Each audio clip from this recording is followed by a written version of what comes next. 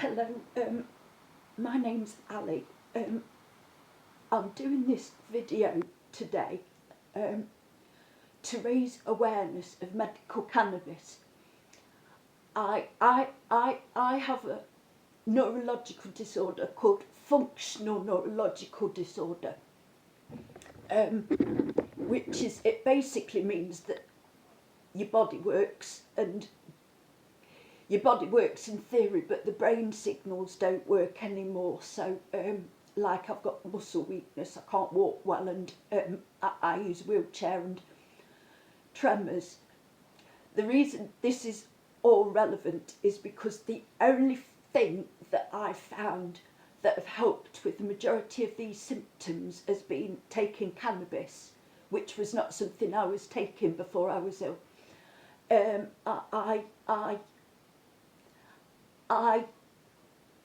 I've tried on lots of medications, but I also have sensitivity to them. So I've developed problems with a lot of medications, like a lot of people do.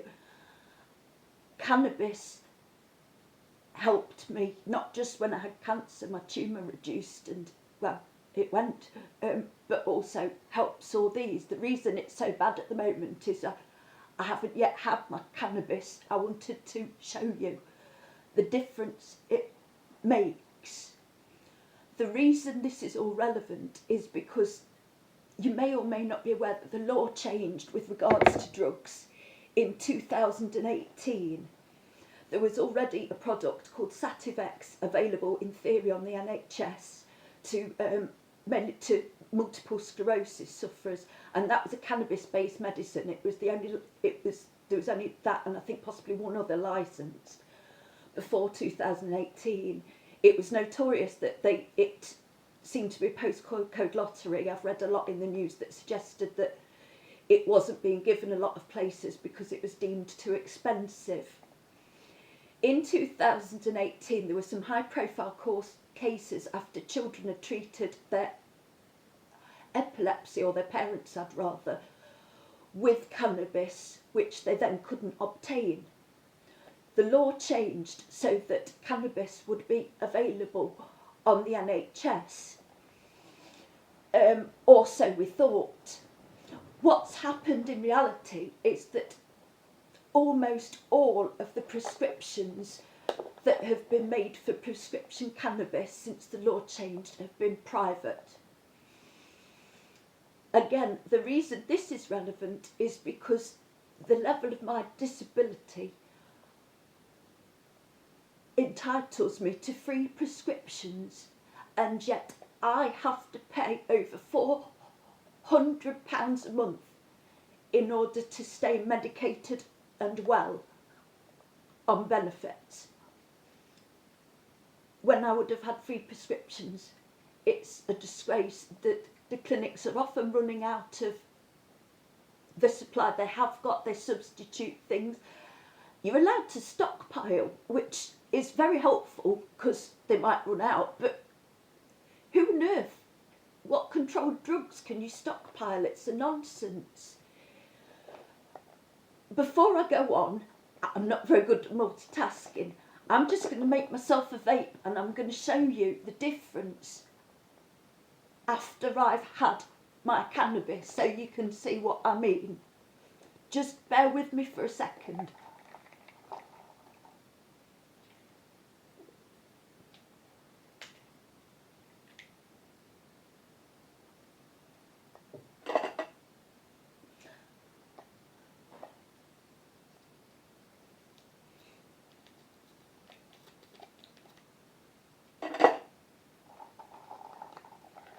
This is,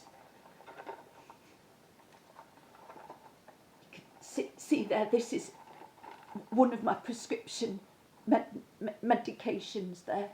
It's, oh, you can't see, it's back to front. Life with a neurological disorder, eh? This is my indica. I get a sativa and an indica, and a one-to-one, because the cannabinoids all work in different ways. I use oil as well. I need a number of different products, which again is often the case with people I use a vape now. I'd never heard of these before I started taking this, which was 2018. I won't go back. I far prefer it. It's easier on your breathing and everything. And I'm an ex-smoker. Well, I'd still smoke a bit.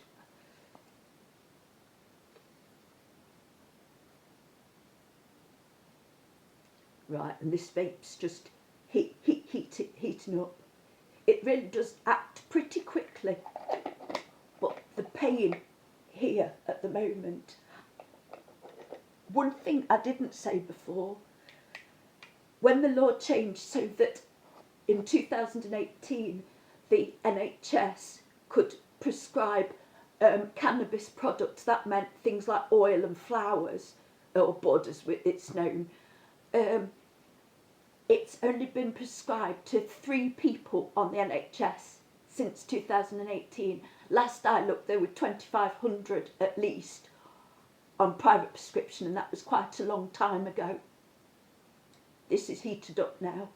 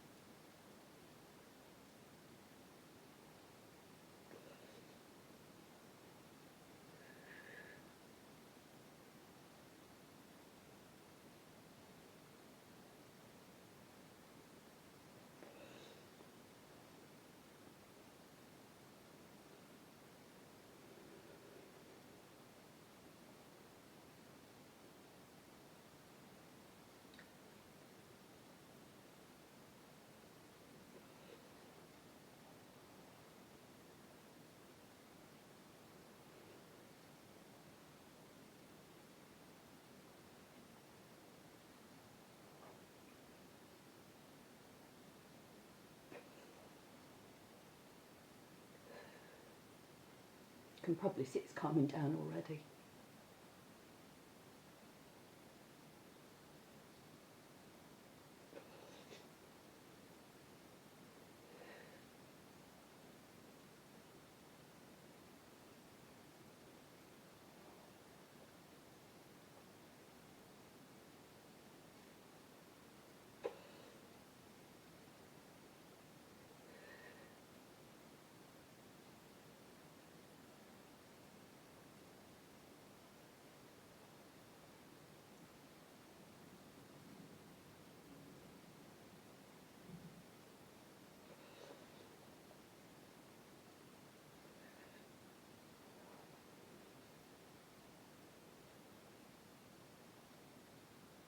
I'm trying really hard not to cough.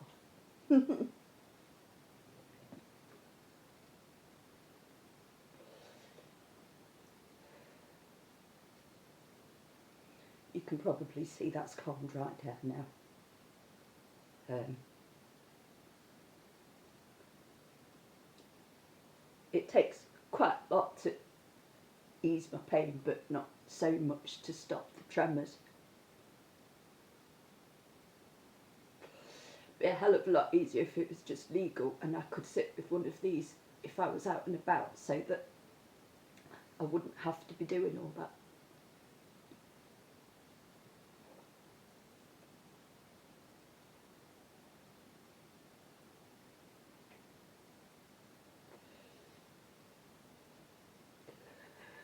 I just thought I was a good example because it's a very visible effect in me, and people find it easier to understand the benefits of things when they can see them. We all do, it's human nature.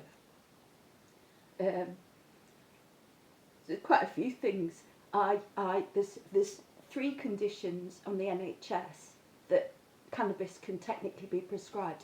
Last I looked, there was 28 by private prescription. So that's got to tell you something. The main argument used against it is drug-induced psychosis, and whereas that's unquestionably a thing, if you look on pharmaceuticals in any British national formulary, you know, things that our doctors are writing for us all the time. Suicidal thoughts, mental ill health, psychosis. Mental health problems are a risk for lots of drugs, mental health drugs. So I'm not saying ignore the risk of cannabis. I'm saying if you're going to make it a legal prescription drug, then you have to treat it on a level playing. You have to take it seriously, which means you have to let people travel abroad with it because they need their medicine. You can't do that as the law stands at the moment. It's a nonsense. You know, if it was that bad for mental health all round, they wouldn't be prescribing it for a number of mental health conditions. Anxiety is one of the reasons I'm prescribed it, and it works hands down better than any medication I've ever had. Hands down. I suppose the reason I'm saying all this is that, you know, people need to act. This is really urgent. We're going broke, honestly. There's, you know, people in the real world can't afford these sort of prices, and they bloody shouldn't have to, excuse my language. It's, you know, we've not chosen to be ill, you know. I've contributed a lot to society, thank you very much, as any other person has, and you know, medicine's part of the deal of a good society, isn't it? The reason I'm saying this is my personal view is that they should decriminalise or legalise all drugs. I firmly believe that, because I think, you know, unless you're going to address the reasons people take drugs, there are always going to be people take them. You know, however you want to judge that, that's always going to be the case. But at least do it safely. You know, it's a long-standing problem that things like Class A drugs, you know, half the danger is because of what they were cut with. At least if it's legal and it's regulated, that isn't a problem. It's safe, it's fine.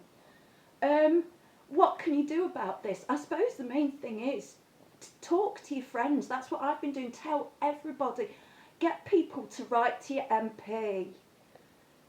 Write to your MP and tell them that, you know, whatever your views are, whether it be, you know, that you think it should be all be deregulated, or at the very least, you know, please support that now medical cannabis is legal.